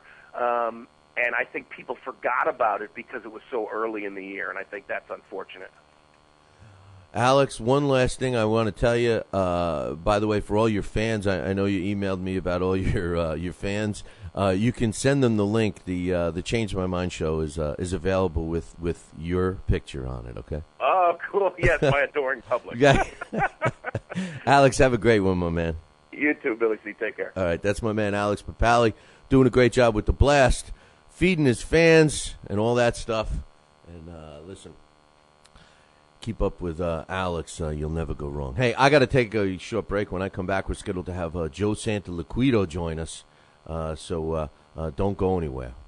Talking Boxing with Billy C. Every week, 2 hours of the best boxing talk on the radio. I have a bunch of questions, Donnell, right? If you feel like you want to, you can answer for JD first. Why will you win? JD Chapman, why will you win? Maybe Holmes will get sick and get hit by a train that day on the way to the fight, or he might have diarrhea, he might have the flu, he might throw up. One of his eyeballs might fall out that day, and I might get lucky. Talking Boxing with Billy C. If you want your voice heard on Talking Boxing with Billy C., then call our hotline at 845-228-8710. Leave a voicemail, or you could just tell Billy C. that you like his mustache. Can I ask you your opinion about this idea? I'm just trying to give you the encouragement. Listen, all I need from you is to make sure you don't hang up on people. And if we like your call, we'll play it back on the air. You have the knowledge and wisdom of boxing because of what you do and how well you do it. Leave your name, hometown, and what you think of the show. 845-228-8710. We want to hear you. Talking Boxing with Billy C. Every week, 2 hours of the best boxing talk on the radio. Mike Tyson looked like he put on some pounds. He was fat. He went into McDonald's and he just said to them, hey, give me 6 of everything on the menu. He put on 2 watches and covered 2 time zones. I'm talking fat here. Got on a scale the other day and it said, come on, one of you guys got to get off. Last thing I heard is that he jumped into the ocean and he left a ring around the continent. He's fat. Boxing with Billy C. Now back to Talking Boxing with Billy C. He may not have an Excellence in Broadcasting award, but the night's still young. And he's got martinis. So you never know what may be by morning. It's Talking Boxing with Billy C. Talking Boxing with Billy C. The one, the only, Don King. Makes me feel good, Billy, to have you, the #1 show in the country, talking boxing with Billy. So I invite each and every American that's listening to this great show to tune in, because we want you to be there with Billy and me. St. Jimmy's coming down across the alleyway, up on the boulevard like a zip gun on parade. Lights on the silhouette, he's disappointed net, coming at you on the count of 1, 2. And we're back. You're listening to the Talking Boxing with Billy C show. You're watching us on the Fight Now television channel. Glad you could join. What, you don't have Fight Now on your sports channel lineup? Well, you need to call your local television provider and tell them that you want Fight Now added to your sports channel lineup. It's that simple. Pick up the phone and call them. For all the information about the channel, you can find it on their website, www.fightnow.com. Speaking of now. Hey, who's more opinionated than Joe Santoliquito? Tons of athletes that have asthma, and they deal with it, pal.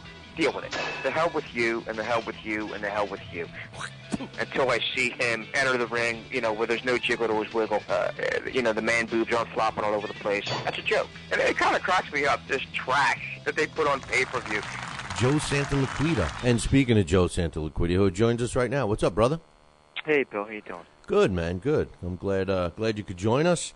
And, I'm not going to bore you. I'm certainly not going to bore you with the fights that took place last week because, from what I understand, some of the fans just woke up and left the arenas. The whole slate last week was just awful, in my opinion.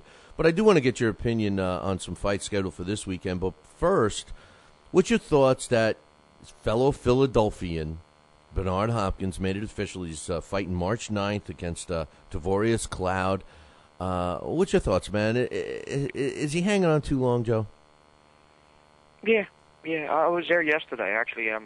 Did you get any of the cheesecake? Did you eat any of the cheesecake he wouldn't eat? No. He tried to feed King. As a matter of fact, that was kind of entertaining, I'll be honest with you. The verbal jousting between the two of them. And I'll also be blunt with you. I thought King got the better of that. I thought King kind of pushed a few buttons there, and Bernard and his sometimes Bernard tries to overdo, and this was a couple of times where I was looking at a number of people and they thought he went a little bit overboard. So I'm talking to you now. I'm looking at the story I did on Tavorius Cloud when I got home last night, and he actually acquitted himself very well. I mean, to his right, you kind of have the king of overstatement himself, Don King, and to his farther right, you had Hopkins, who's kind of no slouch and slinging the you-know-what himself. He was celebrating his 48th birthday. And, hearing Hopkins and King are getting into it. And Tavares, he just I looked at him. I was sitting in the front row at the Barclays Center, and which is a pretty nice facility. I don't think it's as great as everybody says it is, but and I'm looking at him, and he's looking at me, and I go way back with him. I was one of the first guys to ever write about him. And we have eye contact a few times during this thing, and he just laughed. He said, for the most part, he was expressionless throughout most of this, but, Bernard thinks he turns around and pushes people's buttons. And at one time, he may have had that ability, but this is a kid, a young man. He's not a kid. He's 31, Cloud. But I think that ability's come and gone. Bernard, I'll tell you what, to his credit, even at the ripe, ancient age of 48, can still beat a lot of fighters. But in terms of that upper crust, very elite, world-class level, I think that's come and gone. I think, Bill, we would both agree that Bernard Hopkins is a Hall of Famer, first ballot. I don't think there's any argument about that. But, it's come to a point in time, and I've said this on your air a number of times, he's going to have the living you-know-what kicked out of him to turn around and finally let go. I don't know if Cloud is the type to do that. They believe, Team Hopkins and Golden Boy obviously believe, Cloud is the perfect foil for him because he has that straightforward come at him style, and where Bernard can turn around and play the Matador to the Clouds Bull.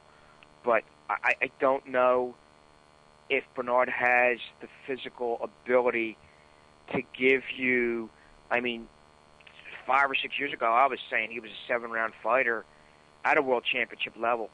I think now that's 7 rounds or 5 rounds. And Bernard was trying to convince me yesterday, right to my face, I still have it, Santa Guida. I still have it, Santa Guida. I said, but Bernard, I just don't want to see the guy get hurt. And it's got to, regrettably, Bill, it's got to lead to a time where he's going to have to get hurt for him to finally turn around and just say, I am not what I used to be. Yeah, there's nothing left for him to prove. Even guys like me who aren't big fans of Bernard, I agree, he's a first ballot Hall of Famer. I believe that, this is a guy that had more opportunities to go out with, at the top, like most fighters dream of, and yet he's just he's trying to beat the odds of going out on his own terms. And I don't know, Cloud could be the guy. Cloud needs an exciting win. We all know what Bernard is going to try to do. He's going to try to make it an ugly fight. He'll try to squeeze another payday out of it if it can be a controversial thing. We've seen it, time and time again. I'm just shocked. To be honest with you, Joe, I'm shocked that there's interest in seeing Bernard Hopkins, and I don't know if it's just interest from I'll Golden tell you what, Boy. There was some interest yesterday. The New York media was there, but it's been a while since he's gotten the kind of interest that he used to get. That's just the fact. I think people are sick of seeing. People are just sick of seeing him. Let me ask you this: speaking of old guys, we were just talking about Steve Collins, former Irish champion, is scheduled to fight, or at least rumors have it. I don't have a date yet. He's 48 years old, hasn't fought in 16 years. Last fight was 1997. Roy Jones Jr. and him are going to go at it in Ireland. What's your thoughts on that? I don't think it should take place. I just it's I heard we were talking yesterday that Floyd Mayweather, or I'm sorry, that Shane Mosley is thinking they can come back. No, thinking, they already booked it. That fight makes me sick. That's Paulie Malignaggi. All right, now I don't know. I was starting to think about this last night. I'm wondering if Showtime, because I think Paulie does an okay job. I'm not crazy about Paulie with his commentating. First of all, he does a good job. I just think he needs to, shut up once in a while. That's all. But I think his points are great. I love it. And I was starting to think, I wonder if Showtime kind of likes having an active champion as part of their broadcast, because it almost seems like out of all the fights that Malignaggi could have had, they coaxed Shane Mosley out of coming out of retirement at 41 years old, a guy who's looked awful in his last, 4 or 5 fights. What does Paulie gain by beating him? I don't think he gains anything. I think it's another angle. It's something that you and I have gone over a number of times on your air in reference to, how embarrassing, basically how insulting it is to fight fans. It is. It really is insulting. It's trying to tell you, to put it in a greater sports parlance, it's like saying, and he's really not that far removed from the game, and he might even be able to play it down at 2. It's like saying John Elway now has come back, and he's got a quarterback the Denver Broncos again, and they're going to meet the Indianapolis Colts, and in the playoffs. How embarrassing would that be? John Elway's a Hall of Famer, and he did a lot of amazing things during the course of his physical prime. But it NFL fans, football fans in general would look at that and just that's a joke. It shouldn't take place. Someone's got to get hurt here, and there would be a great cry. There'd be a great outrage over all that. Yeah, we know that. But in boxing, it seems as if you're able to get away with it because some commissions certainly aren't as strong as others,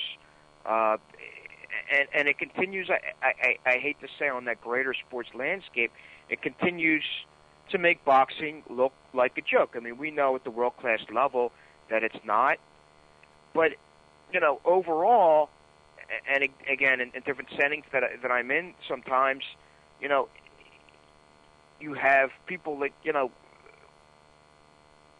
this is clown college. This is you know what would happen? You know what happened, Joe?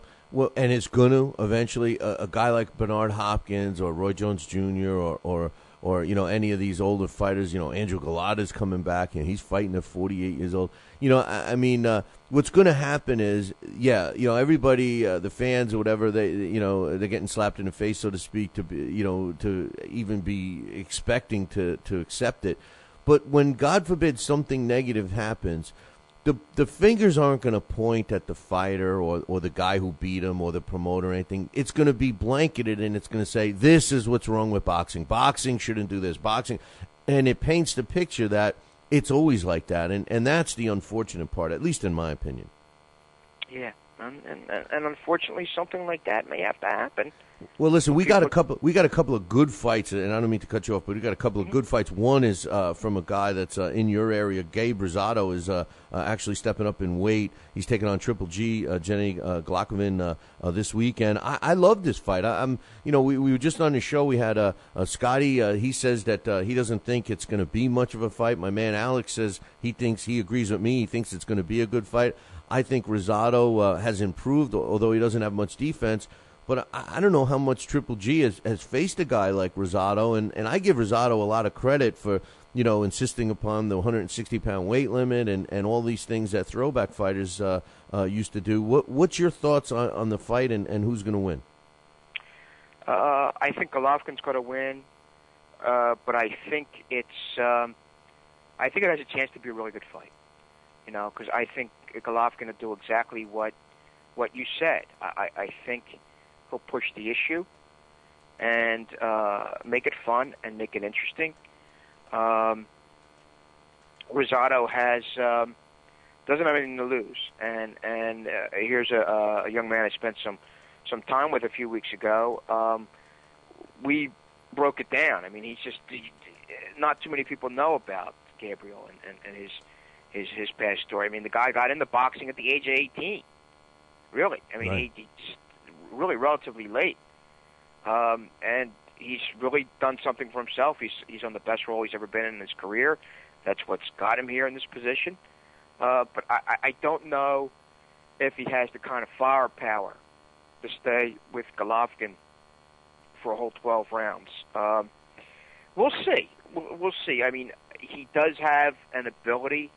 He has, I'm going to say he's a bit of an amoeba where he has an ability to turn around and change and switch things up during the course of a fight, so that's obviously an advantage. But whether or not I think he has the punching power to really get Golovkin's respect over a whole 12 rounds, I don't think so. Does he have? As a fan, if I'm sitting here in my home and I'm watching it and I'm breaking things down, as a fan and not a media person, not sitting ringside, he's a Philly kid who's been through a lot. Yeah, I'd root like hell for him. But trying to be objective here, I say Golovkin by 7th or 8th round knockout. But I got a feeling it's got to be for the time it lasts. I have a feeling it has a really good chance to be a good fight. Yeah, it's going to be exciting. My main concern for Rosado is, does he have the defensive ability or at least head movement or something that's going to, make Triple G not land as many punches as I'm anticipating? That's a good question. I think eventually Golovkin's going to have to figure him out, because I feel very strongly that Rosado isn't going to push the issue.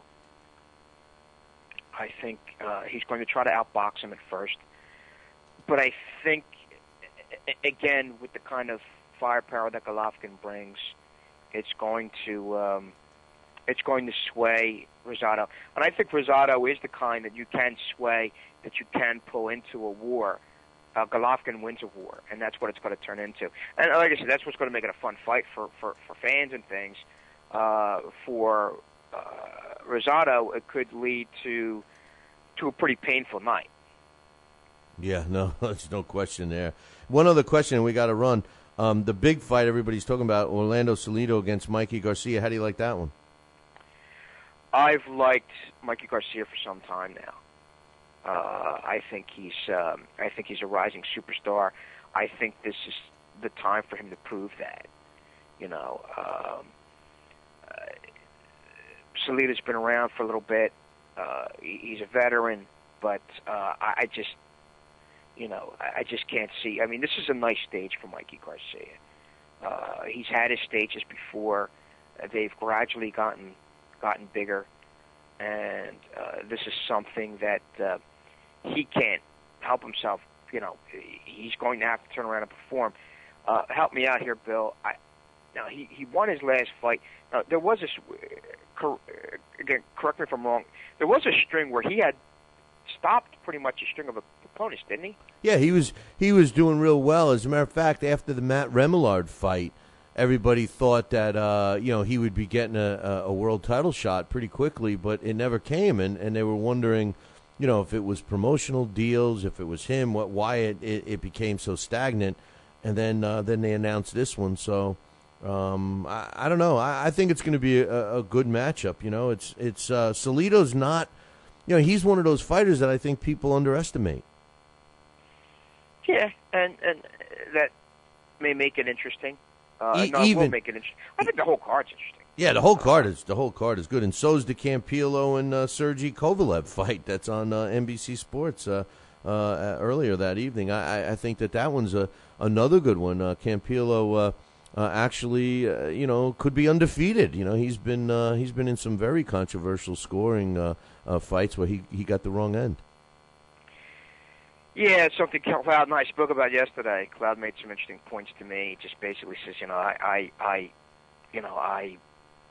I'm getting ready to fight Salt Erdei, and then the next thing I know, I'm fighting a tall, lefty who does not come straight forward, and still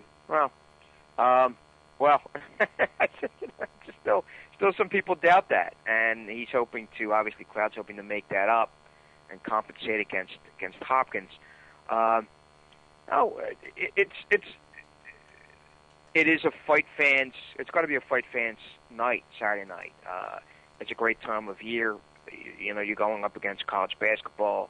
I'm going to be running around quite a bit. The NHL's opening up. I hope it doesn't. What I'm about to say, hope it doesn't get circulated too much. But who cares? No, believe me, I have another sport. I do a sports show on Saturdays, and that's been my MO. I'm like, really, who cares about? I mean, I know in Philadelphia they care because it is an NHL city, and there's a handful of them: Philadelphia, Pittsburgh, New York. I think Detroit is. LA's turned into one, obviously, with the Kings' success. And think about this: did you ever think there'd come a time where there'd be a demand to see the LA Kings over the LA Lakers? Think about that. I mean, you got the defending Stanley Cup champions, made up of, by the way, a nucleus there of former Philadelphia Flyers who didn't win in this city. They were ousted from this city, Richards and Carter, because they had a tendency to turn around a little stray there a little bit at night. So they get the boot, and they wind up together again in L.A. and get on an amazing run and do something that a lot of people didn't expect them to do in winning a Stanley Cup. Reeling all that back with boxing, who knows? With Rosado being Philly-based, and who knows what he could pull off. That would be, I'm not going to say monumental. I'm going to say maybe semi-monumental. But I think, Bill, we would both agree that would be an upset. But it's got to be, like I said, the whole night is going to be a lot of fun. I'm going to. I may be going up to Connecticut. I got to cover the Flyers and the Penguins on Saturday afternoon, and then hop a train and get up to see Campillo and. I even forgot. Kovalev. Campillo's fighting. I know it's going to be Kovalev, man. Kovalev. There you go. There you go. And Matt's had. It's interesting. I covered the early portion of his career, and didn't he look like a rising star for a time? And I think it was an injury that sidelined him for a little bit. As a matter of fact, I think it was a series of injuries that pushed him aside. That pushed who aside, Joey? Matt Kovalev. No. You're thinking of Matt Korobov. This is Sergey Kovalev. Oh, I'm mixing up my Russian. Matt Korobov. Okay. That's right. I was on the right track though with Matt. No, yeah, Matt, you're right, and you're also right that he's a guy that we're longing to see, especially in the middleweight division. Hey, Joe, it's great to have you back, and I look forward to next week. We got to wrap it up here and enjoy the hockey games, enjoy the fights. Excuse me, and we'll be talking next week. It depends on where the fights are going to be, whether they're going to be on ice or whether they're going to be, Well, you know what they say. And I want to make sure I got my Russians together there Saturday night. Well, you know what they say. You went to a fight the other night, and a hockey game broke out. Yeah, so. that could happen. I'm just crossing my fingers and hoping I go to a fight Saturday night in Connecticut, and a hockey match doesn't break out. There you go. All right, my man. We'll talk to you next week. I'll talk to you, Bill. Take Thanks. care. That's the infamous Joe Santoliquido giving us his thoughts and getting the Russians mixed up. That's what he said. Which is it's tough to follow all these bouncing names, right? So we'll talk tomorrow a little more about the Bernard Hopkins fight. Carl Froch, Miguel Kessler. That fight is, we said a little earlier, that fight is set. They are going to do it. We will get back with an exact date and a location. It will be in England. I know that, but the exact date has not been set yet. We are going to keep you posted on the Roy Jones Jr. against Steve Collins. Talk about the Geezers fight. Roy Jones is 44 years old. Stevie Collins, 48 years old, has not fought since 1997. Some other news to mention real quick. Brian Valoria, who's the WBO and WBA World Flyweight Champion. He's got a record of 32 wins, 3 losses, 19 come by knockout. Rumor has it that they are in negotiations right now for Chocolito Gonzalez, who holds, I believe, the other belt or two in the division, 34-0 with 28 knockouts. I mentioned when I had my man Alex on the phone before about the film. It's a documentary film. I Beat Mike Tyson. It was released yesterday. I clearly think that it's a case of Kevin McBride trying to make a few bucks off of Mike Tyson's name. That's about as far as I'm gonna take it. I'm really not going to carry that much further. Not that excuse me, not that I blame him for trying to capitalize on it or anything like that, but to me, it's clearly a capitalization on someone else's name, because certainly no one would watch it if it just said this is the Kevin McBride story. And one last thing, Samson Lukowicz, who's the guy I think is he finds these diamonds in the rough a lot. And it was announced yesterday that he signed Oscar Eskandon to a promotional agreement. Eskandon has got a record of 21-0. He's in the super bantamweight division, 21-0 and 14 knockouts. So we'll keep our eyes open for him. Now tomorrow, when we come on the show, I'm going to give the fights that we're going to have on our Billy C Challenge, and also we have an email from the other Alex. And I'm going to read that. It's some interesting things. He asked me to talk a little more about Billy Costello, which I would love to do.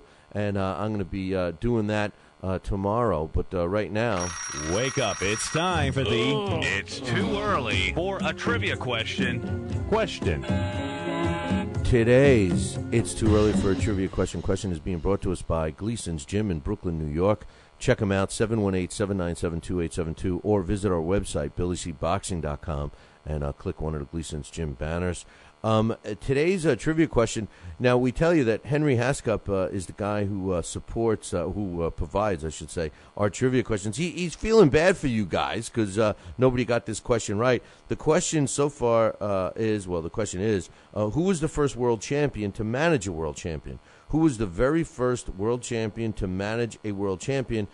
He wanted me to give you some hints, so he feels bad for you guys. He says he's going to give you 3 hints. Number 1, both fighters are Hall of Fame fighters. They're fighters. They're in the International Boxing Hall of Fame. Second hint, both fighters actually fought out of the same city, and both fighters had over 90 fights, but under 100. So now, you got all that information. If you know the answer, email me, Billy at talkinboxing, TalkinBoxing.com. What was the very first world title holder to manage a world title holder? Good luck with that one. First one gets the prize. Email me, Billy at talkinboxing, TalkinBoxing.com. This day in boxing history. And finally, on this day in boxing history is being brought to us by Campanaro Tomkovich. Give him a call, 845-221-4099. On this day, January 16th in 1993, Julio Borboa knocks out Robert Quiroga in the 12th round to win the IBF World Junior Bantamweight title, and that took place on this day, January 16th in 1993 in San Antonio, Texas. Hey, man, that concludes our show for today. I got one more thing to say.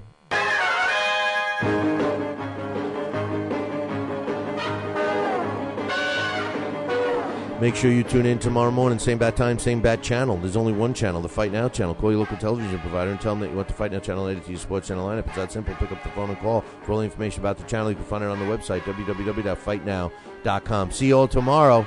Ciao, baby.